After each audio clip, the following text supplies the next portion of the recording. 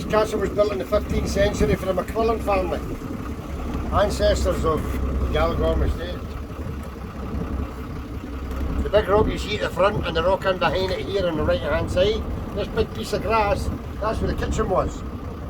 That collapsed into the sea during a banquet, killing 40 people at a time. Probably doing the dinner, I don't know. Oh, it's mad.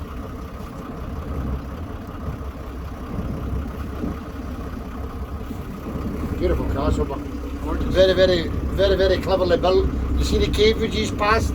Yeah. If they were ever overpowered from the land, I got a photo. they'd just slide down that rope and into the boats and skedaddle. Got it? Yeah.